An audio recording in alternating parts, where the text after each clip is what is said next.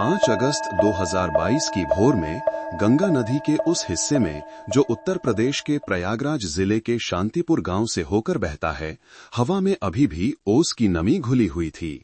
इस समय नदी का पानी एक विशाल आईने की तरह सपाट था, जिसमें धुंधला आसमान प्रतिबिंबित हो रहा था।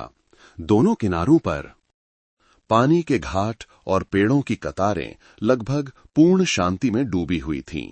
ये एक शांत ग्रामीण इलाके की हजारों सुबहों की तरह ही एक सामान्य सुबह थी, जहां इंसानी जीवन की लय ज्वार के उतार चढ़ाव के साथ एक हो गई थी। राम सिंह और उनके बेटे मोहन, एक मछुआरा परिवार जो अपनी पूरी जिंदगी इसी नदी के किनारे रहा था, ने अपनी छोटी लकड़ी की नाव का इंजन चालू किया और अपनी रोजी रोटी के लिए एक और दिन की शुरुआत की।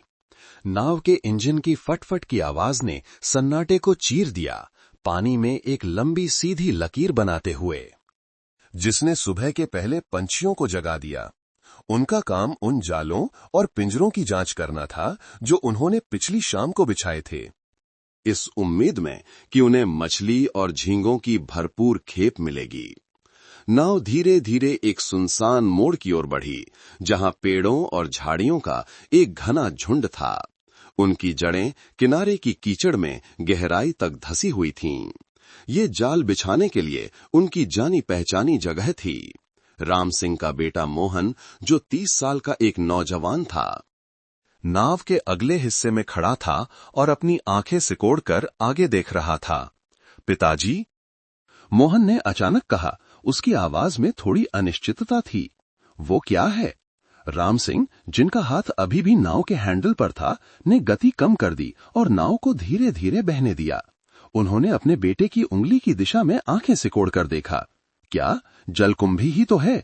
कल ऊपर की तरफ भारी बारिश हुई थी, इसलिए वे झुंड में बहकर आ रही हैं। सावधान रहना, कहीं पंखे में न फंस जाएं। नहीं, मोहन ने दृढ़ता से कहा। उसने कुछ असामान्य देखा था।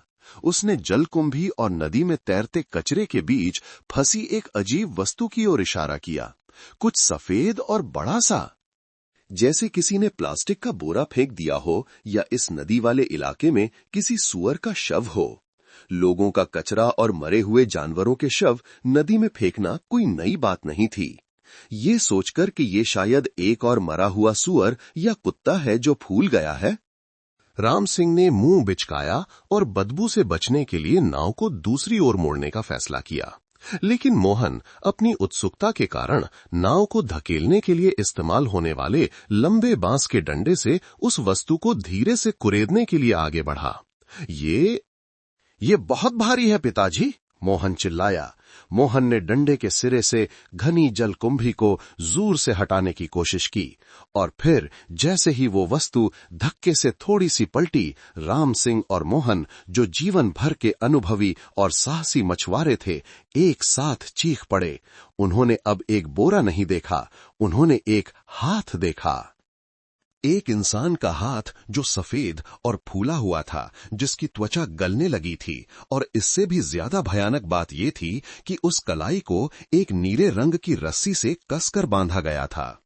अत्यधिक घबराहट में मोहन ने डंडा गिरा दिया। राम सिंह का चेहरा पीला पड़ गया। उन्होंने जल्दी से नाव का हैंडल घुमाया। वापस चलो, जल्दी वापस चलो। हे भगवान, एक लाश मिली है, बंधी हुई लाश। नाव का इंजन गरजा और वो तेजी से किनारे की ओर भागी। राम सिंह ने लंगर फेंका और दौड़ पड़े। दौड़ते दौड़ते गांव के प्रधान और शांतिपुर पुलिस को सूचित करने के लिए चिल्लाने लगे। नदी के किनारे का वो छोटा सा शांत मछुआरा गांव इस भयानक खबर से पल भर में दहल गया। एक बंदी हुई लाश के नदी में तैरने की खबर तुरंत प्रयागराज पुलिस और उत्तर प्रदेश पुलिस के वरिष्ठ अधिकारियों को दी गई। मामले की प्रकृति असाधारण रूप से गंभीर थी। ये कोई सामान्य डूबने का मामला नहीं था, ये स्पष्ट रूप से एक हत्या का मामला था। हत्यारे ने न केवल किसी को मारा था, बल्कि शव को नदी की तह में डुबोकर सबूत मिटाने की भी कोशिश की थी। 1 घंटे से भी कम समय में नदी के उस हिस्से को पूरी तरह से सील कर दिया गया। सैकड़ों उत्सुक ग्रामीण किनारे पर जमा हो गए, फुसफुसाते हुए और अटकलें लगाते हुए। आपराधिक पुलिस, जल यातायात पुलिस और उत्तर प्रदेश पुलिस की अन्य विशेषज्ञ इकाइयां मौके पर पहुंच चुकी थीं। शव मिलने की जगह को चिन्हित करने के लिए एक बोया पानी में गिरा दिया गया। विशेष नावों के इंजनों की गड़गड़ाहट ने ग्रामीण इलाके की शांति को भंग कर दिया। इंस्पेक्टर विक्रम सिंह, जो अपनी दृढ़ता के लिए जाने जाते थे, के नेतृत्व में शव को निकालने का काम बेहद सावधानी से किया गया। पुलिसकर्मियों को घनी जलकुंभी से जूझते हुए लगभग 1 घंटा लग गया, तब जाकर वे उस भयानक वस्तु को एक विशेष नाव पर ला सके और फिर उसे किनारे पर ले आए। जब ढकी हुई प्लास्टिक की चादर हटाई गई तो मौके पर मौजूद सभी लोग, यहां तक कि सबसे अनुभवी पुलिसकर्मी भी कांप उठे। ये एक महिला का शव था जिसकी पहचान नहीं हो सकी थी। उम्र लगभग 30 से 40 वर्ष के बीच। शव सड़ने की प्रक्रिया में था, फूला हुआ और विकृत, जिससे पता चलता था कि पीड़िता काफी समय से पानी में थी, शायद 3 से 4 सप्ताह। लेकिन सबसे भयावह बात अपराध का तरीका था। पीड़िता के दोनों हाथ और पैर एक मोटी नायलॉन की रस्सी से कसकर बंधे हुए थे, इस तरह से कि खुद को छुड़ाना असंभव था। और इससे भी भयानक, पीड़िता के शरीर के चारों ओर कांटेदार तार की कई परतें लपेटी हुई थीं और उसे एक पत्थर के ब्लॉक से कसकर बांधा गया था। एक बड़ा कंक्रीट का ब्लॉक जिसका इस्तेमाल बाड़ के खंभे बनाने के लिए किया जाता है, जिसका वजन कम से कम 30-40 किलोग्राम रहा होगा। घटनास्थल पर सन्नाटा छा गया। सब कुछ बहुत स्पष्ट था। हत्यारे ने पीड़िता को मारने के बाद इस कंक्रीट ब्लॉक का उपयोग करके शव को गंगा नदी की तह में डुबोने की कोशिश की थी, इस इरादे से कि वो कभी किसी को न मिले। ये ऊपर कैसे आ गई? एक युवा जांचकर्ता ने फॉरेंसिक डॉक्टर से पूछा। एक बड़े उम्र के व्यक्ति ने अपने दस्ताने उतारते हुए सिर हिलाया। समय के कारण हत्यारे ने गणना की थी, लेकिन उसने प्रकृति के नियम की गणना नहीं की। पीड़िता बहुत लंबे समय तक पानी के नीचे थी। शरीर के अंदर सड़न की प्रक्रिया ने बहुत बड़ी मात्रा में गैस पैदा की। शरीर एक गुब्बारे की तरह फूल गया। उन्होंने शव की ओर इशारा किया और जब गैस का उछाल बल, आर्किमिडीज का सिद्धांत, काफी बड़ा हो गया तो उसने उस दर्जनों किलो के कंक्रीट ब्लॉक को भी खींचकर पानी की सतह पर ला दिया। वो असफल हो गया। नदी ने अपराध उगल दिया। मौके पर ही एक विशेष जांच दल का गठन किया गया। प्रारंभिक निष्कर्ष यह था कि यह लगभग 3 से 4 सप्ताह पहले हुई एक सुनियोजित क्रूर हत्या और सबूत मिटाने का मामला था। पीड़िता एक अज्ञात महिला थी। हत्यारा शारीरिक रूप से मजबूत होना चाहिए और उसने रस्सी, कांटेदार तार और विशेष रूप से कंक्रीट ब्लॉक की पूरी तैयारी की थी। इंस्पेक्टर विक्रम सिंह ने कीचड़ से सने कंक्रीट ब्लॉक को घूरते हुए देखा। इतना भारी पत्थर, उन्होंने कहा। उनकी आवाज कठोर हो गई। और फिर भी लाश ऊपर आ गई। इसका मतलब है कि अपराध काफी समय पहले हुआ है। और उन्होंने शांत नदी की ओर देखा। अगर उसने ये तरीका इस्तेमाल किया, अगर उसने इतनी मेहनत से तैयारी की, तो क्या सिर्फ एक ही शिकार होगा? एक रोंगटे खड़े कर देने वाला सवाल उठाया गया। अगर ये ईर्ष्या के कारण अचानक हुई हत्या होती तो अपराधी जल्दबाजी में सबूत मिटाता, लेकिन कंक्रीट ब्लॉक, रस्सी, कांटेदार तार की तैयारी एक सावधानीपूर्वक योजना की ओर इशारा करती थी। ये सुनसान नदी का हिस्सा एक पानी के नीचे का कब्रिस्तान हो सकता था जिसे हत्यारे ने चुना था। ये लाश ऊपर आ गई, इंस्पेक्टर सिंह ने विश्लेषण किया, क्योंकि वो एक महिला थी। शरीर का वजन कम था, गैस का उछाल बल काफी था, लेकिन अगर कोई दूसरा शिकार हो, कोई बड़ा आदमी या किसी भारी पत्थर से बंधा हुआ, तो बहुत संभव है कि वे अभी भी नीचे पड़े हों। वे इस लड़की की तरह भाग्यशाली नहीं थे कि ऊपर आ सकें। उन्होंने 1 सेकंड भी बर्बाद नहीं किया। उन्होंने अपना वॉकी टॉकी उठाया। सहायता का अनुरोध करें। तुरंत राज्य की पेशेवर गोताखोर टीम को बुलाएं। इस स्थान के आसपास नदी के तल की पूरी तरह से तलाशी लें। मैं इस नदी के हिस्से को छान मारना चाहता हूं, भले ही एक हड्डी का टुकड़ा ही क्यों न मिले। इंस्पेक्टर विक्रम सिंह का आदेश कठोर और निर्णायक। गंगा नदी के किनारे के तनावपूर्ण लेकिन भ्रमित माहौल को चीर गया। कंक्रीट से डुबोकर की गई हत्या का मामला पहले से ही काफी भयावह था, लेकिन एक अनुभवी आपराधिक पुलिसकर्मी की अंतरात्मा, जिसने सैकड़ों मामले देखे थे, उसे बता रही थी कि ये क्रूरता और सावधानीपूर्वक योजना सिर्फ एक शिकार पर नहीं रुकी होगी। तुरंत एक आपातकालीन तैनाती का आदेश दिया गया। उत्तर प्रदेश की पेशेवर गोताखोर टीम, जो सबसे अच्छी थी, जो पश्चिमी क्षेत्र के जटिल नदी इलाकों से सबसे अधिक परिचित थी, को बुलाया गया। वे सिर्फ गोताखोर नहीं थे, वे ऐसे विशेष अभियानों के लिए प्रशिक्षित जासूस थे। सबसे कठिन परिस्थितियों में सबूत, शवों की तलाश करना। 2 घंटे से भी कम समय में शांत रहने वाला शांतिपुर का नदी तट भयानक रूप से व्यस्त हो गया। गोताखोर टीम की 2 विशेष नावें मौके पर पहुंच चुकी थीं। ठीक उसी बोया के पास लंगर डाले हुए थीं, जहां महिला पीड़िता का शव मिला था। 4 गोताखोर पूरी तरह से डाइविंग सूट में, पीठ पर ऑक्सीजन सिलेंडर और शक्तिशाली पानी के नीचे की टॉर्च लगाए नदी के तल में एक खोज के लिए तैयार थे। ये क्षेत्र गहरा है, एक स्थानीय जल पुलिसकर्मी जो धाराओं से परिचित था ने रिपोर्ट किया। अभी पानी उतर रहा है, लेकिन बहाव अभी भी काफी तेज है और नदी का तलस्तर पूरी तरह से कीचड़ से भरा है। 1 मीटर मोटी कीचड़ की परत हो सकती है। वहां नीचे दृश्यता लगभग शून्य है। खोज बहुत मुश्किल होगी। इंस्पेक्टर सिंह ने सिर हिलाया। उनका चेहरा सख्त हो गया। वो ये जानते थे, लेकिन वो ये भी जानते थे कि अगर कोई दूसरा शिकार है तो ये एकमात्र मौका है।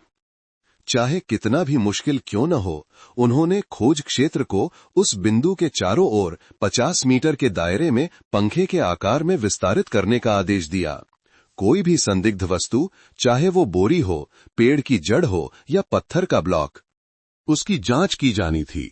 शुरू करो। पहले 2 गोताखोरों को सावधानी से सिग्नल रस्सियों से बांधा गया। उन्होंने एक दूसरे को पकड़ा, पीछे की ओर झुके और गंदे गाद से भरे काले पानी में डूब गए। हवा के बुलबुलों की 2 लकीरें ही उनकी उपस्थिति का एकमात्र संकेत थीं। कमांड नाव पर माहौल बेहद तनावपूर्ण था। सभी की निगाहें सिग्नल रस्सियों और शांत नदी की सतह पर टिकी थीं। इंस्पेक्टर सिंह स्थिर खड़े थे। उनके हाथ रेलिंग पर कसकर जकड़े हुए थे। समय धीरे धीरे दम घोटू तरीके से बीत रहा था। 1 घंटा बीत गया। पहले 2 गोताखोर थके हारे किनारे पर आए और सिर हिलाया। कुछ नहीं है कमांडर, सिर्फ कीचड़ और सड़ी हुई पेड़ की जड़ें हैं। दूसरी गोताखोरी तुरंत शुरू की गई। अगले 2 गोताखोर फिर से नीचे चले गए। जैसे जैसे इंतजार लंबा होता गया और सुराग मिलने की उम्मीदें धूमिल होती गईं, उनकी जगह थकान और संदेह ने ले ली। सूरज की किरणें तेज होने लगी थीं, जो चमकती हुई नदी की सतह पर पड़ रही थीं। शायद इंस्पेक्टर ने ज्यादा सोच लिया था। शायद वास्तव में केवल एक ही शिकार था। और फिर ठीक उसी समय, जब टीम तीसरी गोताखोरी की तैयारी कर रही थी, अचानक पानी के नीचे के 2 गोताखोरों में से एक की सिग्नल रस्सी जोर से खींची गई। कोई हल्की सी खींच नहीं, बल्कि लगातार 3 तेज झटके। ये एक आपातकालीन संकेत था। ये दर्शाता था कि लक्ष्य मिल गया है, सिग्नल है। रस्सी पकड़े हुए सिपाही चिल्लाया। उसकी आवाज तनाव से कांप गई थी। एक जानलेवा सन्नाटा छा गया। सबने अपनी सांस रोक ली। पानी के नीचे के संचार उपकरण के माध्यम से पानी के दबाव से दबी हुई एक कर्कश आवाज आई। मिल गया है। बोया से लगभग 20 मीटर दूर 3 बजे की दिशा में कीचड़ में गहरा दबा हुआ है। एक बड़ी वस्तु है, मेल खाती है। इंस्पेक्टर सिंह का दिल जैसे बैठ गया। मेल खाती है। वो कंक्रीट के ब्लॉक की बात कर रहा था। उनका शक सही था। एक और भयानक सच्चाई सामने आने वाली थी। सभी लोग ध्यान दें। वो वॉकी टॉकी पर गरजे, तुरंत निकालने की तैयारी करो। बाकी दोनों गोताखोरों को मदद के लिए नीचे भेजो, तुरंत। 2 अतिरिक्त गोताखोर पानी में कूद गए। दूसरी बार शव को निकालना पहले से कहीं ज्यादा मुश्किल और श्रम साध्य था। ये वस्तु, जैसा कि इंस्पेक्टर सिंह को संदेह था, अभी भी पूरी तरह से नदी के तल में डूबी हुई थी। ये अपने आप ऊपर नहीं आई थी। गोताखोरों ने बताया कि वस्तु लगभग आधा मीटर मोटी कीचड़ की परत से ढकी हुई थी, जैसे कि उसे बहुत पहले यहां डुबोया गया हो। उन्हें शून्य दृश्यता में अपने हाथों से गाढ़ी कीचड़ हटानी पड़ी। उन्हें धारा से जूझना पड़ा। नीचे केबल रस्सियों को पिरोने की कोशिश करनी पड़ी। लगभग 45 मिनट के अत्यधिक तनाव के बाद अंत में एक बड़ी केबल रस्सी को सुरक्षित कर लिया गया। बचाव नाव पर लगी छोटी क्रेन गरजना शुरू कर दिया। रस्सी तन गई। धीरे धीरे दूसरी भयानक वस्तु को कीचड़ की परत से ऊपर खींचा गया। ये पानी की सतह पर आई, अपने साथ काली कीचड़ और एक तेज बदबू लेकर। और जब इसे नाव पर लाया गया तो इस बार कोई भी शांत नहीं रह सका। ये एक पुरुष का शव था, एक वयस्क हृष्ट-पुष्ट आदमी। और सबूत मिटाने का तरीका महिला पीड़िता के तरीके से 100% मेल खाता था। इस पुरुष पीड़ित के हाथ पैर भी उसी तरह की नीली नायलॉन की रस्सी से कसकर बंधे हुए थे और उसके शरीर के चारों ओर भी कांटेदार तार लपेटा हुआ था, जो एक कंक्रीट के ब्लॉक से बंधा था। लेकिन ये ब्लॉक महिला पीड़िता से बंधे ब्लॉक से भी बड़ा और भारी था। सब समझ गए, चूंकि पुरुष पीड़ित का शरीर भारी था और उससे बंधा पत्थर भी भारी था, इसलिए भले ही शरीर फूल गया हो, गैस का उछाल बल उस भारी वजन को ऊपर उठाने के लिए पर्याप्त नहीं था। ये पीड़ित अगर आज नदी के तल की ये तलाशी न होती तो हमेशा के लिए उस काली कीचड़ के नीचे पड़ा रहता। एक जोड़ा, इंस्पेक्टर सिंह बुदबुदाए। उनका चेहरा ठंडा और सख्त हो गया। ये एक हत्या थी, 2 लोगों की हत्या, एक पुरुष और एक महिला। हत्यारे ने एक ही समय में दोनों को मारा और एक ही जगह पर ठिकाने लगाया। मामला एक हत्या से अब 2 लोगों के नरसंहार में बदल गया था। हत्यारे की क्रूरता और योजना का स्तर अकल्पनीय था। उसने एक जोड़े को डुबोने के लिए 2 कंक्रीट ब्लॉक, नायलॉन की रस्सी और कांटेदार तार पहले से तैयार कर रखे थे।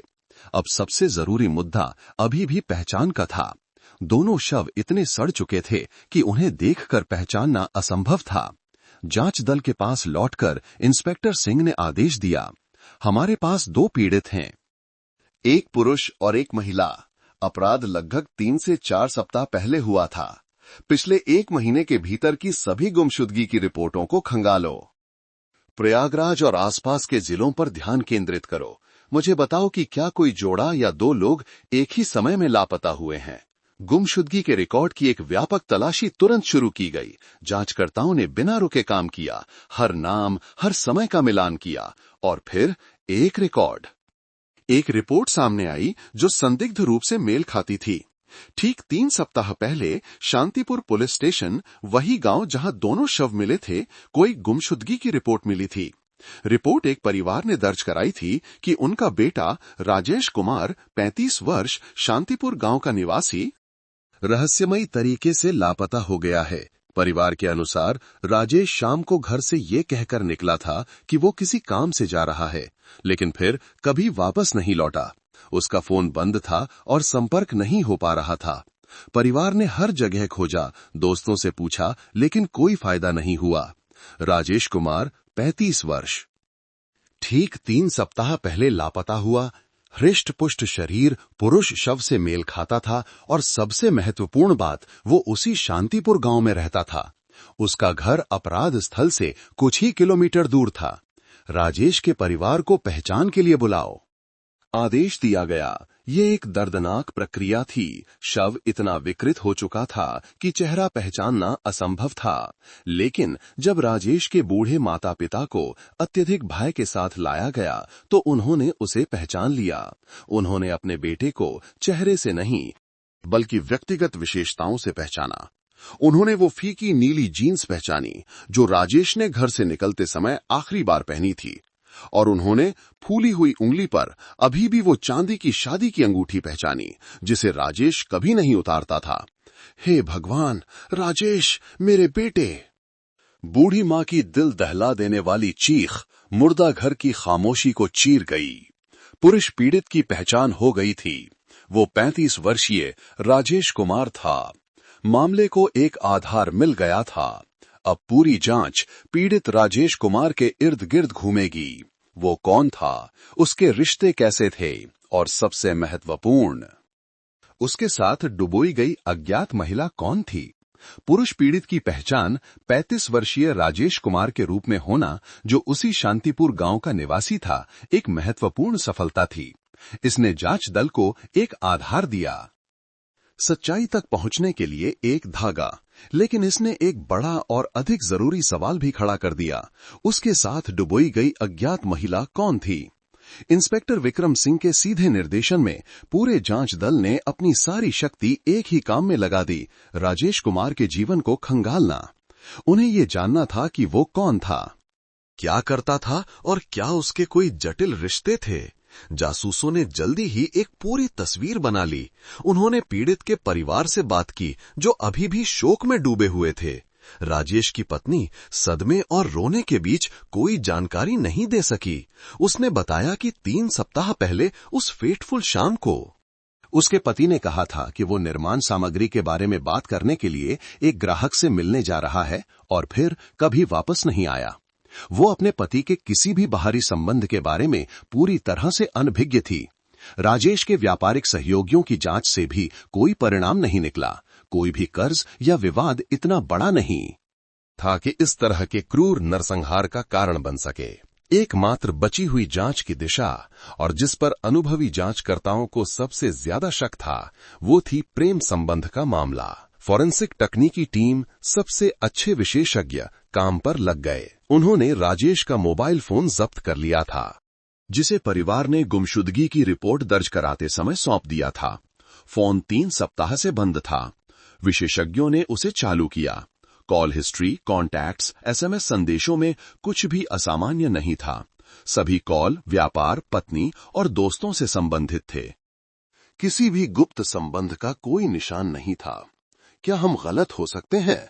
एक युवा जांचकर्ता ने सवाल किया। अभी नहीं, इंस्पेक्टर सिंह ने सिर हिलाया। ये 2022 है। लोग अब एसएमएस से अफेयर नहीं करते। व्हाट्सएप, फेसबुक मैसेंजर जैसे चैटिंग ऐप की जांच करो। उन्हें खंगाल डालो, आदेश दिया गया। विशेषज्ञों ने हटाए गए डेटा को पुनर्प्राप्त करने और लॉक किए गए ऐप्स तक पहुंचने के लिए तकनीकी तरीकों का उपयोग करना शुरू कर दिया, और फिर उन्हें वो मिल गया। व्हाट्सएप एप्लीकेशन में एक संपर्क था जिसे राजेश ने चैट से छिपाकर आर्काइव में डाल दिया था। एक परिचित नाम, माया। और जब उन्होंने चैट हिस्ट्री खोली तो एक गुप्त अवैध संबंध नग्न रूप से सामने आ गया। राजेश और इस माया खाते के बीच सैकड़ों संदेशों का आदान प्रदान हुआ था, ज्यादातर बहुत संवेदनशील समय पर, दोपहर 12 बजे, जब माया का पति काम पर होता था, और विशेष रूप से रात 10-11 बजे। संदेशों की सामग्री सिर्फ दोस्ती की नहीं थी, वे मुलाकातों, यादों और गुप्त योजनाओं के बारे में थे। मुझे तुम्हारी बहुत याद आती है, माया के खाते से संदेश आया। मुझे भी। क्या वो चला गया? जब वो चला जाए तो मुझे मैसेज करना, मैं तुरंत नाव लेकर आ जाऊंगा। और फिर जांचकर्ताओं को अंतिम बातचीत मिली, वो फेटफुल बातचीत जो ठीक 3 सप्ताह पहले दोपहर में भेजी गई थी। माया, आज रात उसने कहा कि उसे नोएडा में निर्माण स्थल पर रुकना है, सप्ताहांत पर वापस आएगा, सुरक्षित है। आज रात 8 बजे मेरे पास आ जाना। राजेश कुमार, ठीक है, मैं आ रहा हूं। एक त्वरित जांच की गई। माया कौन थी? और एक रोंगटे खड़े कर देने वाली समानता तुरंत सामने आई। 30 वर्षीय माया देवी कोई अजनबी नहीं थी। वो राजेश कुमार की पड़ोसन थी। उनके घर केवल एक छोटी सी नहर से अलग थे।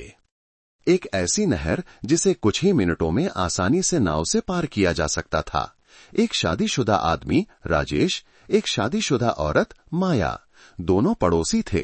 दोनों उस रात को गुप्त रूप से मिलने वाले थे जब माया का पति दूर था, और अब राजेश एक अज्ञात महिला के साथ मृत पाया गया था, जिसे एक साथ डुबोया गया था। पेशेवर अंतर्ज्ञान ने जांचकर्ताओं को बताया कि वो अज्ञात महिला 99% माया देवी ही थी। इस प्रेमी जोड़े को किसी ने पकड़ लिया था और दोनों को एक साथ मार डाला था। तुरंत जांच करो, इंस्पेक्टर सिंह ने आदेश दिया। माया देवी कहाँ है? जासूस तुरंत माया के घर पहुंचे, जो शांतिपुर गांव में ही था। घर पर असामान्य रूप से ताला लगा हुआ था। जब आस पड़ोस के लोगों से पूछा गया तो सभी ने एक ही बात कही, अरे माया, अजीब है, उसे बहुत समय से नहीं देखा। हाँ, लगभग 3-4 सप्ताह हो गए हैं। उसका पति तो नोएडा में काम करता है। लेकिन हाल ही में माया को भी नहीं देखा, बिल्कुल उस पार वाले राजेश की तरह। दोनों एक ही समय में गायब हो गए। सच्चाई दिन के उजाले की तरह साफ थी। राजेश कुमार और माया देवी एक ही समय में गायब हो गए थे। और अब राजेश एक महिला के शव के साथ नदी के तल में पाया गया था। अब मुद्दा ये था कि 100% पुष्टि की जाए कि महिला का शव माया का ही है। जांच दल ने तुरंत माया के रिकॉर्ड की जांच की और उसके गृहनगर एक दूसरे राज्य में पहुंचे। उन्होंने उसके परिवार, उसके बूढ़े माता पिता से संपर्क किया। जब जांचकर्ताओं ने फोन किया तो माया के माता पिता को कुछ भी पता नहीं था। मेरी माया लापता है, बूढ़ी मां ने फोन पर कांपती हुई आवाज में कहा। नहीं, ये नहीं हो सकता। उसकी शादी हो चुकी है, प्रयागराज में बच्चे हैं। उसने बस कुछ समय से मुझे फोन नहीं किया। मुझे लगा कि वो अपने पति के साथ काम में व्यस्त होगी। एक सबसे दर्दनाक पहचान की व्यवस्था की गई। माया के बूढ़े माता पिता को तुरंत उनके गांव से प्रयागराज लाया गया। उन्हें मुर्दा घर ले जाया गया। हालांकि शव बुरी तरह से सड़ चुका था, फूला हुआ और विकृत। चेहरा पहचानना असंभव था, लेकिन मां ने सिर्फ एक छोटी सी विशेषता देखकर ही गिर पड़ी। हे भगवान, मेरी बेटी, मेरी बेटी! वो चिल्लाईं। उन्होंने महिला के शव की कलाई पर जो सूजी हुई थी, एक निशान पहचान लिया था। एक गोल उभरा हुआ निशान जो बचपन में मोटरसाइकिल के साइलेंसर से जलने का निशान था। एक ऐसा निशान जिसे गलत नहीं समझा जा सकता था। महिला पीड़िता की पहचान आखिरकार हो गई। वो 30 वर्षीय माया देवी थी। राजेश कुमार की पड़ोसन और प्रेमिका। मामला एक नदी में तैरती लाश मिलने से अब एक प्रेमी जोड़े के नरसंहार में बदल गया था। अगला और सबसे महत्वपूर्ण सवाल, माया का पति कौन था, वो कहां था और अपनी पत्नी के 3 सप्ताह तक लापता रहने पर उसने पुलिस को सूचना क्यों नहीं दी? माया के रिकॉर्ड जल्दी से खंगाले गए। उसका पति 33 वर्षीय सुरेश यादव था, लेकिन वो स्थानीय रूप से मौजूद नहीं था। वो एक सिविल इंजीनियर था और नोएडा, उत्तर प्रदेश में एक बड़े निर्माण स्थल पर काम करता था। एक भयानक विवरण, पत्नी लापता, उसका प्रेमी भी लापता, दोनों एक साथ मृत पाए गए, कंक्रीट से डुबोए गए, और पति नोएडा में सामान्य रूप से काम कर रहा था। पुलिस को एक भी फोन कॉल नहीं किया। अब हर तरफ से शक केवल एक ही दिशा में जा रहा था, सुरेश यादव। उससे तुरंत संपर्क करो, इंस्पेक्टर सिंह ने आदेश दिया। एक जांचकर्ता ने सुरेश के फोन नंबर पर कॉल किया। घंटी बजी। दूसरी तरफ से फोन उठाया गया। हेलो, कौन है? एक युवा थकी हुई आवाज आई। नमस्ते, हम उत्तर प्रदेश पुलिस से बात कर रहे हैं, जांचकर्ता ने शांत आवाज में कहा। हम आपकी पत्नी माया देवी के बारे में थोड़ी पूछताछ करना चाहते थे। हमने उन्हें काफी समय से यहां नहीं देखा है। क्या आप जानते हैं कि माया इस समय कहां है? दूसरी तरफ कुछ सेकंड के लिए खामोशी छा गई। फिर एक गहरी सांस की आवाज आई और सुरेश की आवाज अचानक दुखद हो गई। हे भगवान, आप लोग, क्या आप मेरी पत्नी को ढूंढ रहे हैं? उसने लगभग रोते हुए कहा। मुझे भी नहीं पता कि क्या करूं। मैं बहुत शर्मिंदा हूं। रिपोर्ट दर्ज कराने की हिम्मत नहीं हुई। शर्मिंदा क्यों? मेरी पत्नी, सुरेश की आवाज भर आ गई। वो घर छोड़कर चली गई है साहब। 3 हफ्ते हो गए। वो किसी लड़के के साथ भाग गई हैं। स्पीकर पर सुन रहे पूरे जांच दल ने हैरानी से एक दूसरे को देखा। एक नाटक? वो झूठ बोल रहा था। वो पत्नी के भाग जाने का नाटक रच रहा था। ठीक वैसा ही जैसा उसने सोचा था, लेकिन उसे ये अंदाजा नहीं था कि उसकी पत्नी और उसका प्रेमी दोनों गंगा नदी के तल पर मुर्दा घर में पड़े हैं। सुरेश यादव, बेचारा इंजीनियर पति, तुरंत नंबर 1 संदिग्ध बन गया। इंजीनियर पति सुरेश यादव को तुरंत नोएडा से उत्तर प्रदेश पुलिस मुख्यालय में काम के लिए बुलाया गया, इस बहाने से कि वो अपनी पत्नी के लापता होने के मामले में पहचान और जानकारी प्रदान करने में मदद करे। सुरेश यादव को कोई शक नहीं हुआ। उसे अब भी विश्वास था कि उसकी पत्नी के भाग जाने का नाटक पूरी तरह से काम कर रहा है। उसने एक धोखा खाए पति की भूमिका निभाने के लिए एक थका हुआ, दुखी और परेशान दिखने वाला रूप भी तैयार कर लिया था। उसे इंस्पेक्टर विक्रम सिंह के कार्यालय में ले जाया गया, जहां वो वरिष्ठ पुलिस अधिकारी के सामने बैठा और अपना नाटक शुरू किया। सर, उसने कांपती आवाज में शुरू किया, कुछ आंसू निकालने की कोशिश करते हुए। मैं बहुत दुखी हूं। मैंने आपसे फोन पर झूठ बोला। सच्चाई इससे कहीं ज्यादा अपमानजनक है। मैं बहुत शर्मिंदा था, कह नहीं सका। इंस्पेक्टर सिंह चुपचाप सिर हिलाते रहे, उसे जारी रखने का इशारा करते हुए। वो जानते थे कि ये वो समय है जब लोमड़ी खुद ही जाल में फंस रही है। बात यह है, सुरेश ने एक बहुत विस्तृत कहानी बुनना शुरू किया, एक ऐसा झूठ जिसे उसने 3 सप्ताह तक तराशा था। 3 सप्ताह पहले, सर, लगभग जुलाई के मध्य में मैं अचानक घर आया था। मैं नोएडा में निर्माण स्थल पर काम करता हूं, लेकिन मुझे अपने बच्चे की बहुत याद आ रही थी। इसलिए मैंने अपनी पत्नी और बच्चे को आश्चर्यचकित करने के लिए बस पकड़ ली। उसने उस घातक रात को स्थानीय रूप से अपनी उपस्थिति के लिए एक तर्कसंगत कारण बनाया, लेकिन जब मैं घर पहुंचा, उसने जारी रखा। उसकी आवाज भर्राने लगी, तो घर खाली और ठंडा था। मैंने अपनी पत्नी को कहीं नहीं देखा। मेरा बच्चा अपनी दादी के घर पर था। मैं बेडरूम में गया और देखा कि उसकी अलमारी से आधे कपड़े गायब थे। उसने अपने कुछ सामान और गहने भी ले लिए थे, और मैंने पाया वो हिचकिचाया, जैसे कि वो एक बहुत बड़े दर्द से जूझ रहा हो। मैंने पाया कि अलमारी में पैसे थे। मैंने कुछ पैसे बचाकर रखे थे, लगभग 2 लाख रुपए। उसने सब ले लिए। मैं तब पागलों की तरह उसे फोन करने लगा, लेकिन उसका फोन बंद था। मैं पड़ोसियों के घर पूछने गया, उसने कहा, और ये सबसे चालाक विवरण था। बहुत पूछने पर कुछ पड़ोसियों ने दया करके मुझे बताया। उन्होंने कहा कि हाल ही में वे मेरी पत्नी को राजेश के साथ, उस कमीने पड़ोसी राजेश कुमार के साथ छिप कर मिलते हुए देख रहे थे। उसने मेज पर हाथ मारा, एक घृणा से भरा प्रहार। मैं तुरंत समझ गया, वो उसके साथ पैसे लेकर भाग गई है सर। उसने मुझे धोखा दिया। उसने मेरे साथ विश्वासघात किया। मैं बहुत शर्मिंदा था। मैं एक इंजीनियर हूं, एक पढ़ा लिखा आदमी। पत्नी पैसे चुराकर किसी लड़के के साथ भाग गई, मैं किसी को क्या मुंह दिखाता। मैंने रिपोर्ट दर्ज कराने की हिम्मत नहीं की। मैं बस चुपचाप सब सहता रहा और काम करने के लिए नोएडा वापस आ गया। परिवार से झूठ बोला कि मेरी पत्नी किसी बात पर नाराज है और कुछ दिनों के लिए शहर घूमने गई है। मुझे नहीं पता था कि बात यहां तक पहुंच जाएगी। उसने अपना चेहरा नीचे कर लिया, उसके कंधे कांप रहे थे। एक उत्तम नाटक। इसने समझाया कि उसने शर्म के कारण रिपोर्ट क्यों नहीं की। इसने समझाया कि उसे अपनी पत्नी के लापता होने के बारे में कैसे पता चला, क्योंकि वो अचानक घर आया था। और इसने सारा दोष दोनों पीड़ितों पर डाल दिया, उन्हें एक भागे हुए प्रेमी जोड़े में बदल दिया। इंस्पेक्टर सिंह, जिन्होंने दोनों शवों को कांटेदार तार से बंधे और कंक्रीट से डुबोए हुए देखा था, बस चुपचाप इस नाटक को देखते रहे। धन्यवाद, इंस्पेक्टर सिंह ने शांत आवाज में कहा। आपका बयान बहुत स्पष्ट है। आप कहते हैं कि आपको लगता है कि आपकी पत्नी राजेश कुमार के साथ भाग गई है। तो क्या आप जानते हैं कि राजेश भी ठीक 3 सप्ताह से लापता है? उसके परिवार ने रिपोर्ट दर्ज कराई है। सुरेश यादव ने सिर उठाया।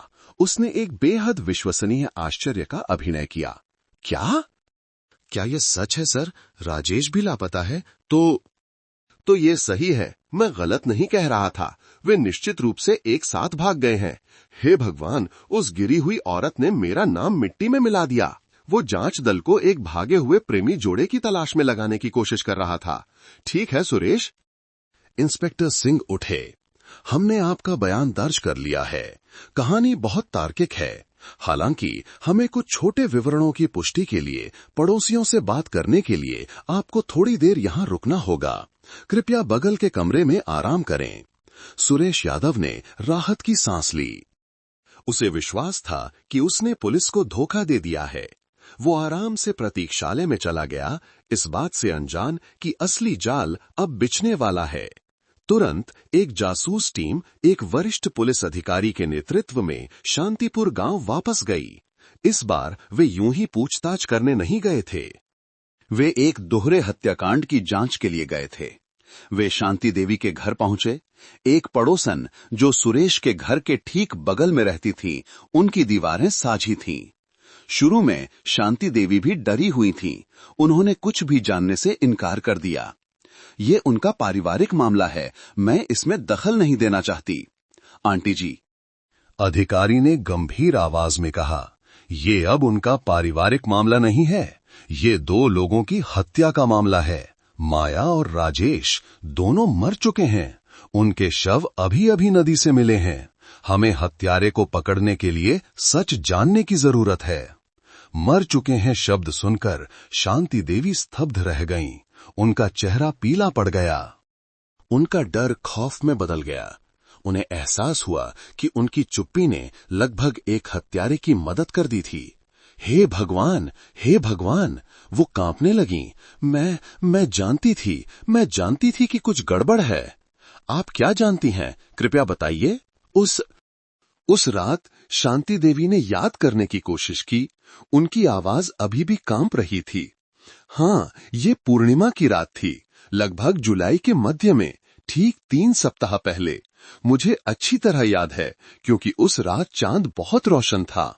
शांति देवी ने बताया, आमतौर पर जब सुरेश, माया का पति, नोएडा में होता था तो उस पार का राजेश छिपकर नाव से माया के घर आता था।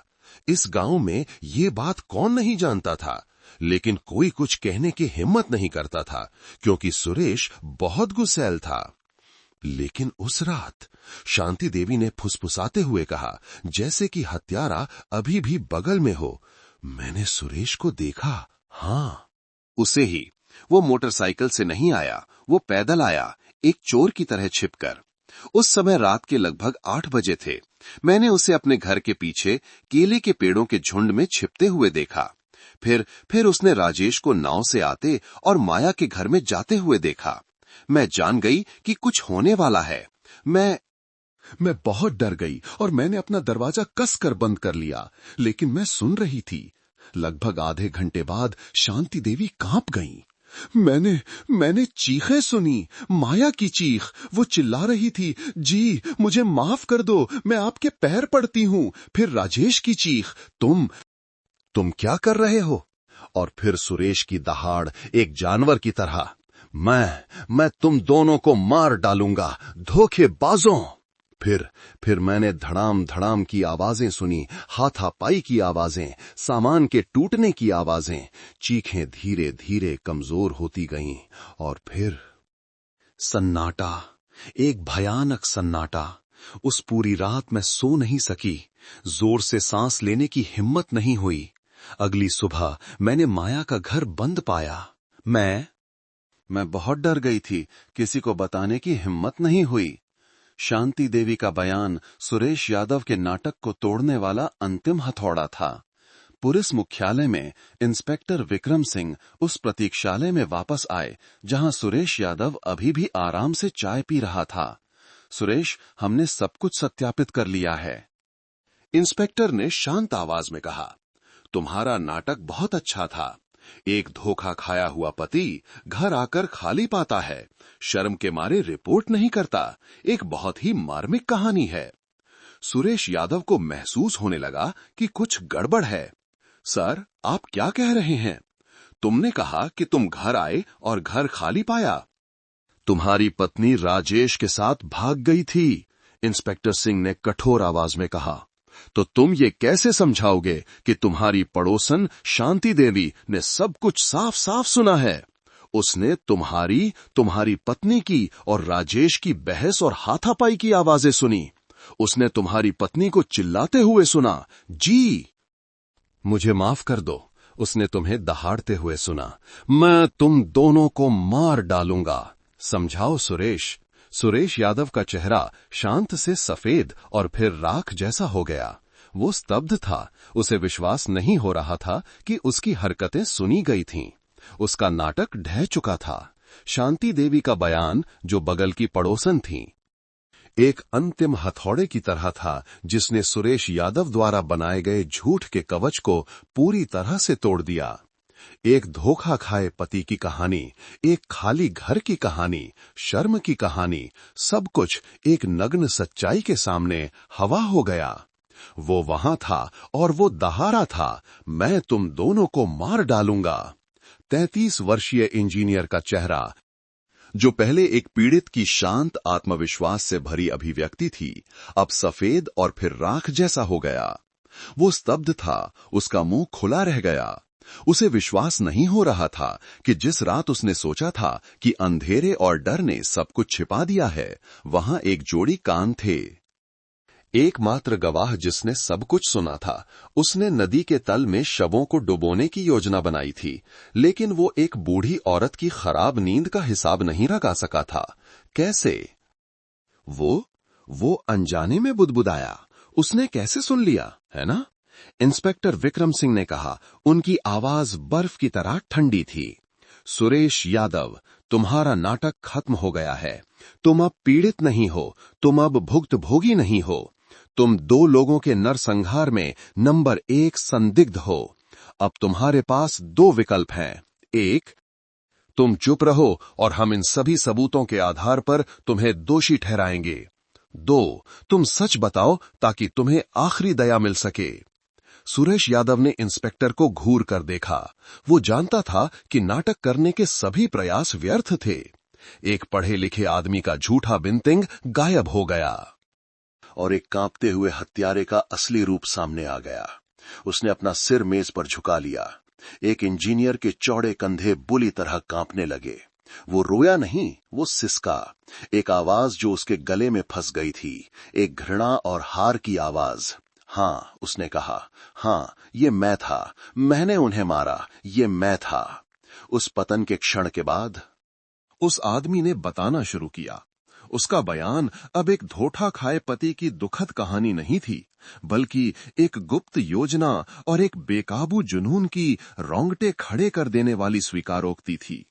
उसने कबूल किया कि वो अचानक घर नहीं आया था, जैसा कि उसने झूठ बोला था।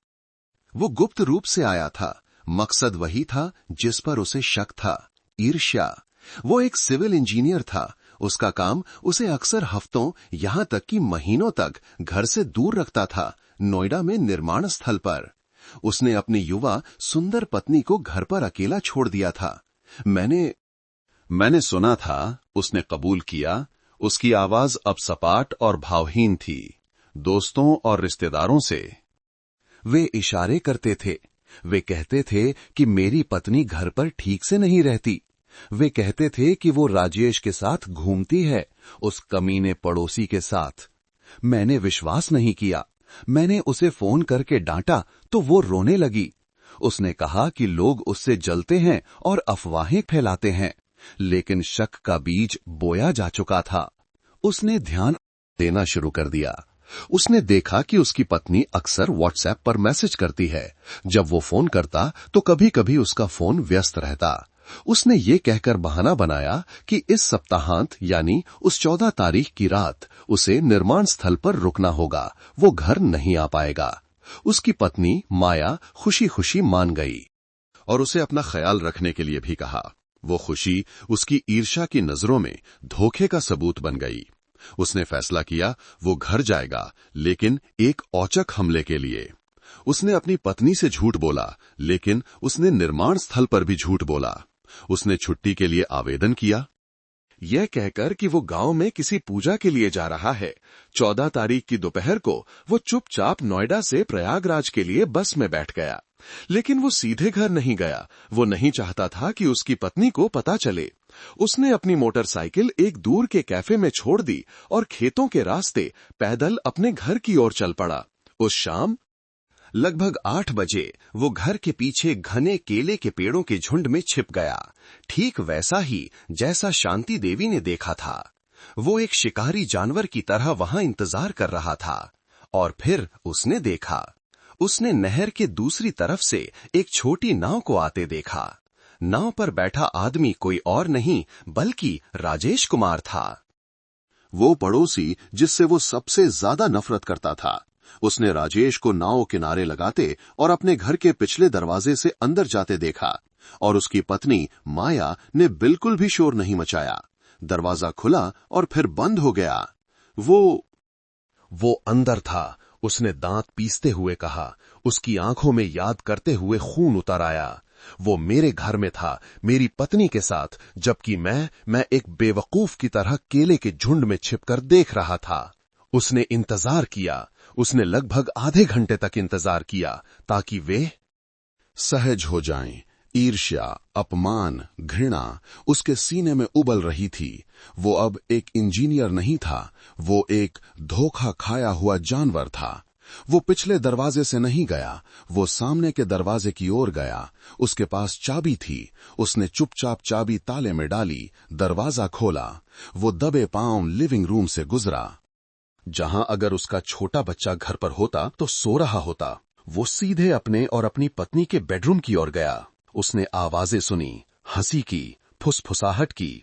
वो और बर्दाश्त नहीं कर सका। उसने बेडरूम का दरवाजा लात मारकर खोल दिया और वो भयानक दृश्य, वो दृश्य जिसने उसे एक राक्षस बना दिया, सामने आ गया।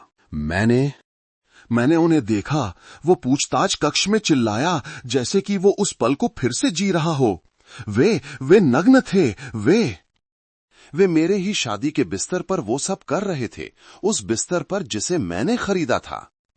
रंगे हाथों पकड़े गए प्रेमी जोड़े बुरी तरह घबरा गए। राजेश कुमार ने जल्दी से अपने कपड़े उठाने की कोशिश की। माया घुटनों के बल गिरकर उसके पैर पकड़ने लगी। जी, शांति देवी ने सही सुना था। ये माया की चीख थी। मैं आपके पैर पड़ती हूं, मुझे माफ कर दो, इस बार मुझे माफ कर दो। राजेश कुमार ने सुरेश को एक पागल जानवर की तरह देखा और चिल्लाया, तुम क्या कर रहे हो? शांत हो जाओ, बैठकर बात करते हैं। लेकिन बहुत देर हो चुकी थी। बात करते हैं? वो दहाड़ा, मैं तुम दोनों को मार डालूंगा, धोखेबाजों। उसकी नजर अपने एक परिचित उपकरण पर पड़ी। वह एक सिविल इंजीनियर था। घर के कोने में वह हमेशा कुछ उपकरण रखता था, जिसमें एक लोहे की रॉड भी थी। एक ठोस लोहे की रॉड जिसका इस्तेमाल फॉर्म वर्क हटाने के लिए किया जाता था, लगभग 1 मीटर लंबी। उसने रॉड पकड़ ली और पहले प्रेमी पर हमला कर दिया। राजेश नग्न अवस्था में, हाथ में बिना किसी हथियार के, बस अपने हाथों से बचाव करने की कोशिश कर रहा था, लेकिन व्यर्थ। सुरेश ने एक पागलपन की हद तक ईर्ष्यालु आदमी की पूरी ताकत से रॉड को सीधे उसके सिर पर मारा। एक सूखी थप की आवाज आई। राजेश नीचे गिर गया। खून के छींटे उड़ गए। माया ने एक भयानक चीख मारी। दरवाजे की ओर भागने की कोशिश की, लेकिन सुरेश मुड़ चुका था। उसने अपनी पत्नी के बाल पकड़कर उसे वापस खींचा। तेरी हिम्मत कैसे हुई? उसने रॉड से लगातार उसके सिर, चेहरे और शरीर पर मारा, बिना किसी दया के। उसने तब तक मारा जब तक कि दोनों शादी के बिस्तर के बगल में खून के एक तालाब में स्थिर नहीं हो गए। चीखें, हाथापाई और फिर सन्नाटा, ठीक वैसा ही जैसा शांति देवी ने सुना था। अपराध करने के बाद सुरेश कमरे के बीच में हांफता हुआ खड़ा था। हर जगह खून था। उसने दोनों शवों को देखा। गुस्सा शांत हो गया, केवल अत्यधिक भय बचा था। उसने हत्या कर दी थी। उसने 2 लोगों को मार डाला था। एक इंजीनियर की ठंडी गणना वापस आ गई। उसे सबूत मिटाने थे। वह किसी को पता नहीं चलने दे सकता था। उसने आंगन की ओर देखा। उसे याद आया कि आंगन में बाढ़ की मरम्मत से बची हुई निर्माण सामग्री का एक ढेर था। वहां कांटेदार तार था, रस्सी थी और सबसे महत्वपूर्ण, कुछ पहले से बने कंक्रीट के ब्लॉक थे। और उसने गंगा नदी की ओर देखा, जो घर से कुछ 100 मीटर की दूरी पर थी। वो नदी रात में एक उत्तम कब्र थी। मैंने इंतजार किया, उसने कबूल किया। मैंने आधी रात तक इंतजार किया, जब तक कि पूरा गांव सो न जाए। वो शांत था। उसने रस्सी और कांटेदार तार लिया। उसने हर शव को कसकर बांधा, हाथ पैर बांधे।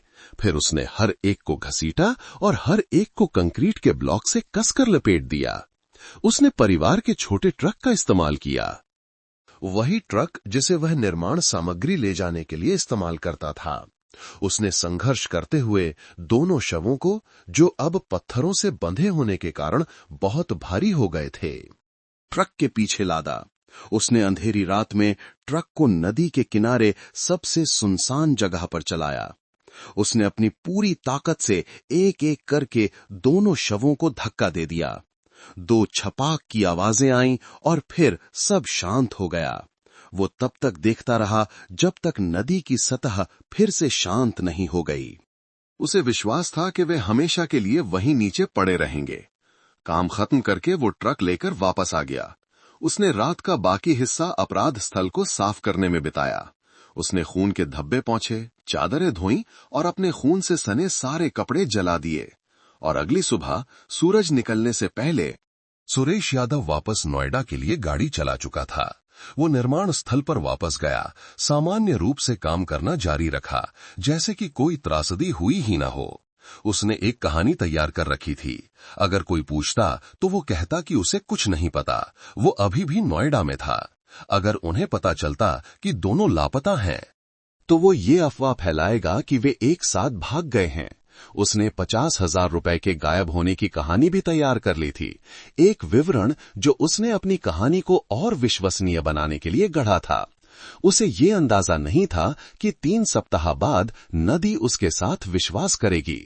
सुरेश यादव, हत्यारे इंजीनियर के कबूलनामे ने उत्तर प्रदेश में हुए सबसे भयावह ईर्ष्या प्रेरित अपराधों में से एक की जांच को समाप्त कर दिया। एक धोखा खाए हुए पति का नाटक जिसे उसने बड़ी मेहनत से रचा था। जांच दल की दृढ़ता और एक महत्वपूर्ण सुराग, रात में चीखें जो पड़ोसन शांति देवी ने सुनी थीं, से पूरी तरह से उजागर हो गया था। एक पूर्ण कबूलनामे और अकाट्य भौतिक सबूतों की एक श्रृंखला के साथ बंधे हुए और कंक्रीट से डुबोए गए 2 शव, पीड़ितों के व्हाट्सएप संदेश और झगड़े के बारे में गवाह के बयान, उत्तर प्रदेश पुलिस के पास मामले को समाप्त करने के लिए पर्याप्त आधार थे। कुछ दिनों बाद मामले में एफआईआर दर्ज की गई और आरोपी के खिलाफ आरोप पत्र दायर किया गया। 33 वर्षीय सुरेश यादव पर भारतीय दंड संहिता 1860 की धारा 302 के तहत हत्या का औपचारिक रूप से आरोप लगाया गया। उत्तर प्रदेश के लोक अभियोजक कार्यालय द्वारा पूरा किया गया आरोप पत्र सुरेश के अपराध को स्पष्ट रूप से रेखांकित करता है। विशेष रूप से सबसे गंभीर परिस्थितियों पर जोर देता है। 2 या 2 से अधिक लोगों की हत्या और बर्बर तरीके से अपराध करना। कुछ महीने बाद उत्तर प्रदेश की सत्र अदालत ने सार्वजनिक रूप से मुकदमा शुरू किया। गंगा में डुबोए गए 2 शवों के मामले ने स्थानीय जनता में अत्यधिक आक्रोश पैदा कर दिया था। सुबह से ही अदालत का कमरा खचाखच भरा हुआ था। लोग उस अपराधी के खिलाफ न्याय का फैसला देखने आए थे जिसने अपनी ही पत्नी और उसके प्रेमी की बेरहमी से हत्या कर दी थी। अदालत के कमरे के 2 साइड दरवाजे खुले। सुरेश यादव ढीले ढाले कैदी के कपड़ों में 2 पुलिसकर्मियों द्वारा कटघरे में लाया गया। वो शांत, थका हुआ, दुखी इंजीनियर नहीं था जैसा कि वह पूछताछ कक्ष में था। कुछ महीनों की हिरासत के बाद अपने अपराध की सच्चाई और आने वाले फैसले का सामना करते हुए उसका वजन दर्जनों किलो कम हो गया था।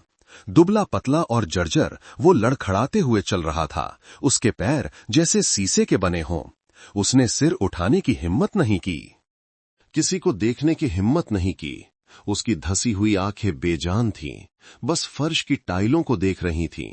पीड़ितों के परिवार के लिए आरक्षित पहली पंक्ति में एक दुखद दृश्य था। राजेश कुमार के बूढ़े माता पिता और माया देवी के बूढ़े माता पिता एक दूसरे से कुछ दूरी पर बैठे थे। वे एक त्रासदी में अनचाहे समधी बन गए थे। उनके बच्चों ने गलती की थी, लेकिन अपनी जान देकर नदी में डुबोए जाने की कीमत चुकाना बहुत क्रूर था। वे बस एक दूसरे को गले लगाकर रो रहे थे। माता पिता होने का दर्द। मुकदमा शुरू हुआ। न्यायाधीश ने कारण बताए। पूरा कमरा खामोश था। सबसे भयावह हिस्सा तब था जब लोक अभियोजक ने जोर जोर से आरोप पत्र पढ़ा। पूरा कमरा जैसे सांस रोके हुए था। सुरेश यादव के हर कृत्य को विस्तार से, नग्न रूप से फिर से सुनाया गया। अभियोजक की आवाज गूंज रही थी। केवल ईर्ष्या के कारण आरोपी सुरेश यादव गुप्त रूप से घर आया, घात लगाकर अपनी पत्नी माया देवी और उसके प्रेमी राजेश कुमार को संभोग करते हुए रंगे हाथों पकड़ा। ईर्ष्या के उन्माद में आरोपी अपना विवेक खो बैठा। पहले से तैयार एक लोहे की रॉड का इस्तेमाल करके दोनों पीड़ितों के सिर पर लगातार वार किए, जिससे दोनों की मौके पर ही उनकी शादी के बिस्तर पर मौत हो गई। अपने अपराध को छिपाने के लिए आरोपी ने आधी रात तक इंतजार किया। आरोपी ने रस्सी, कांटेदार तार का इस्तेमाल करके दोनों शवों को कसकर बांधा।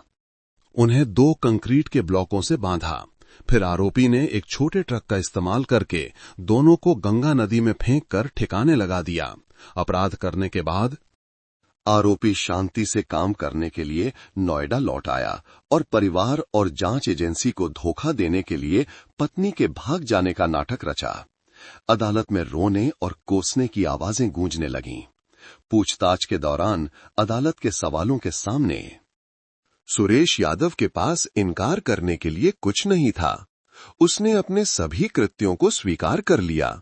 उसकी आवाज इतनी धीमी थी कि कोई सुन नहीं सकता था। वो लगातार दोहरा रहा था, आरोपी आरोपी गलत था, आरोपी उस समय आरोपी बहुत ईर्ष्यालु था, आरोपी ने उन्हें देखा। उन्हें अपने बिस्तर पर आरोपी खुद को नियंत्रित नहीं कर सका। आरोपी पागल हो गया था। बहस तीखी थी। सुरेश के लिए नियुक्त बचाव पक्ष के वकील ने अपने मुवक्किल के लिए सजा कम करने की दलीलें देने की कोशिश की। माननीय अदालत, वकील ने प्रस्तुत किया, मेरे मुवक्किल ने ईमानदारी से कबूल किया है। उसे पछतावा है। अपराध एक अचानक हुए विवाद से उपजा है जिसमें कोई पूर्व योजना नहीं थी। कोई भी आदमी जब अपनी पत्नी और उसके प्रेमी को अपनी ही शादी के बिस्तर पर संभोग करते हुए देखेगा तो वो अपने कार्यों को नियंत्रित नहीं कर पाएगा। उन्होंने जोर देकर कहा। आरोपी ने गंभीर और अचानक उकसावे की स्थिति में काम किया। यह एक त्रासदी है जिसमें पीड़ितों की भी एक बड़ी गलती थी। कृपया अदालत से अनुरोध है कि आरोपी को पश्चाताप करने और अपना जीवन सुधारने का एक मौका दिया जाए। उस दलील को लोक अभियोजक ने तुरंत और जोरदार तरीके से खारिज कर दिया। अभियोजन पक्ष वकील की दलीलों का कड़ा विरोध करता है। अभियोजक ने जोर से कहा, हम इसे अचानक या बिना योजना के नहीं कह सकते। आरोपी को अपनी पत्नी पर लंबे समय से शक था। आरोपी ने गुप्त रूप से घात लगाई थी और अपराध करने के बाद अगर ये उकसावे में होता तो आरोपी घबरा जाता, वो आत्मसमर्पण कर देता। लेकिन आरोपी ने क्या किया? उसने सुरेश की ओर इशारा किया। आरोपी ने शांति से शवों को बांधा, शांति से कंक्रीट बांधा, शांति से उन्हें ठिकाने लगाया और इससे भी भयानक, वो शांति से काम पर वापस नोएडा चला गया और उसने जांच एजेंसी को धोखा देने के लिए पत्नी के भाग जाने का एक बहुत विस्तृत चालाक नाटक रचा। ये एक ठंडे खून वाले योजनाबद्ध हत्यारे का व्यवहार है, न कि किसी उत्तेजित व्यक्ति का। आरोपी का कृत्य विशेष रूप से बर्बर है। 2 लोगों की हत्या, शवों का अपमान करके उन्हें नदी में डुबोना, यह कृत्य अमानवीय है। इसमें सुधार की कोई गुंजाइश नहीं है।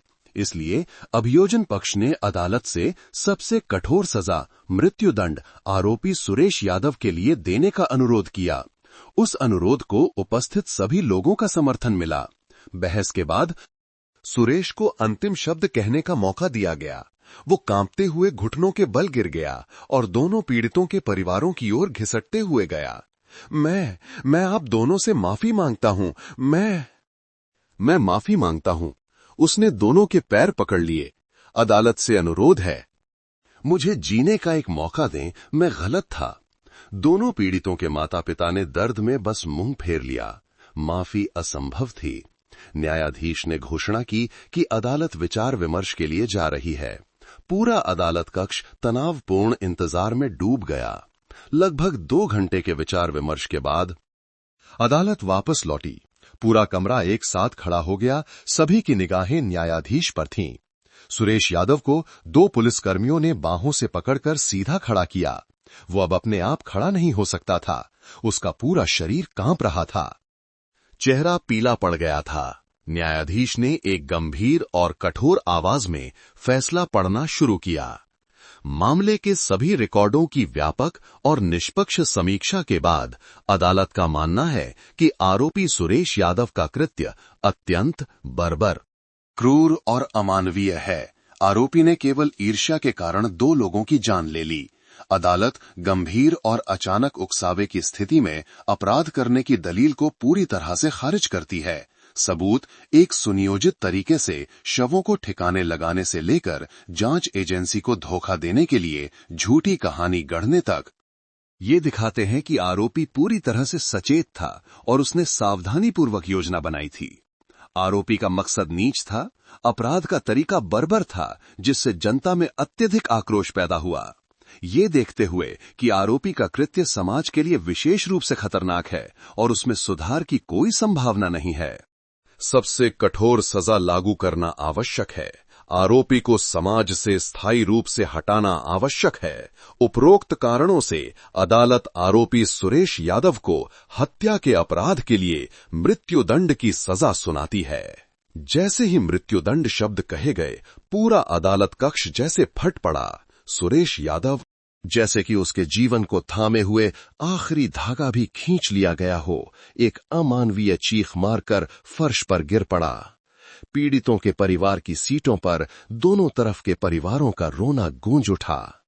अपराधी को उसकी सजा मिल गई थी, लेकिन इस त्रासदी ने जो दर्द और अपमान छोड़ा था, उसकी भरपाई कभी नहीं हो सकती थी। मुकदमा समाप्त हुआ। हत्यारे इंजीनियर सुरेश यादव के लिए मृत्युदंड के फैसले ने कानूनी तौर पर गंगा नदी में डुबोए गए 2 शवों के मामले को बंद कर दिया। न्यायाधीश का हथौड़ा गूंजा, कठोर, एक अंतिम फैसले की तरह। लेकिन ये उस दुखद, पीड़ादायक माहौल को दूर नहीं कर सका जो अदालत पर छाया हुआ था, और न ही ये उन लोगों की त्रासदी को समाप्त कर सका जो पीछे रह गए थे। ये एक ऐसा मामला था जिसमें अपराध की जड़ें विश्वासघात में थीं। माया देवी और राजेश कुमार दोनों शादीशुदा होते हुए भी एक दूसरे के साथ गुप्त रूप से संबंध रखते थे। अपने ही परिवारों की खुशियों को रौंदते हुए और 2 घरों के बीच की छोटी सी नहर को अपने पापपूर्ण प्रेम के लिए एक पुल बना लिया था। उनका व्यवहार नैतिक रूप से गलत था और उन्होंने इसकी बहुत बड़ी कीमत चुकाई, लेकिन उनका अपराध एक और अधिक क्रूर अपराध को सही नहीं ठहरा सकता। सुरेश यादव धोखा खाया हुआ पति, विश्वासघात का शिकार होने के बजाय खुद को एक राक्षस में बदल लिया। उसने बात करने का, सभ्य तरीके से तलाक लेने का या खुद को बचाने के लिए कानून का सहारा नहीं चुना। उसने घात लगाने का रास्ता चुना और रंगे हाथों पकड़ने पर उसने पीड़ितों को जीने का कोई मौका नहीं दिया। उसने ईर्ष्या के उन्माद में काम किया, लेकिन उसका अपराध यहीं नहीं रुका। सुरेश जैसे पढ़े लिखे व्यक्ति के खून की ठंडक उसके बाद के व्यवहार में सबसे स्पष्ट रूप से दिखाई देती है। वो घबराया नहीं, उसने शांति से गणना की। उसने सबूत मिटाने के लिए अपनी निर्माण की जानकारी का उपयोग किया, कंक्रीट के पत्थर चुने। उसने नदी के बारे में अपनी समझ का उपयोग करके शवों को डुबोने की जगह चुनी। उसने परिवहन के लिए अपने परिवार के ट्रक का इस्तेमाल किया और इससे भी भयानक, वो शांति से नोएडा लौट आया। एक इंजीनियर का जीवन जीना जारी रखा। उसने एक नाटक रचा, पत्नी के भाग जाने का, बहुत विस्तृत, चालाक, परिवार और जांच एजेंसी दोनों को धोखा देने के लिए। उसने बेरहमी से अपनी मृत पत्नी के सम्मान को कलंकित किया। उसने उन्हें 2 बार मारा, एक बार लोहे की रॉड से और एक बार अफवाहों से। ये मामला एक महंगी सीख है, व्यभिचार के परिणामों के बारे में एक रोंगटे खड़े कर देने वाली चेतावनी। ये एक त्रासदी है जिसमें कोई विजेता नहीं है, सभी पीड़ित हैं। माया और राजेश को अपनी गलती की कीमत अपनी जान देकर चुकानी पड़ी। सुरेश यादव को अपनी अनियंत्रित क्रूरता के लिए मृत्यु दंड की कीमत चुकानी पड़ी। और सबसे दयनीय पीड़ित वो हैं जो जीवित हैं, तीनों के बूढ़े माता पिता और विशेष रूप से छोटे बच्चे। राजेश का बच्चा एक रात में हमेशा के लिए अपने पिता को खो दिया। सुरेश यादव का बच्चा भी उसी रात अपनी मां को अपने ही पिता के हाथों खो दिया और फिर कानून के फैसले के कारण अपने पिता को भी खो दिया। वे निर्दोष बच्चे एक दुखद विरासत, एक दर्द और गंगा नदी के किनारे ईर्ष्या की एक उन्मत्त रात की आबंग के साथ कैसे बड़े होंगे। यही सबसे बड़ा दर्द है, वो त्रासदी जो ये मामला पीछे छोड़ गया है, जो हमेशा के लिए जारी रहेगी। दोस्तों, आप ये कहां से देख रहे हैं? आपको ये कहानी कैसी लगी? मैं ईश्वर से प्रार्थना करता हूं कि आप सभी हमेशा खुश और सुरक्षित रहें। अगर आपके पास भी कोई दिलचस्प कहानी है तो हमें जरूर बताएं ताकि हम सब उसे सुन सकें।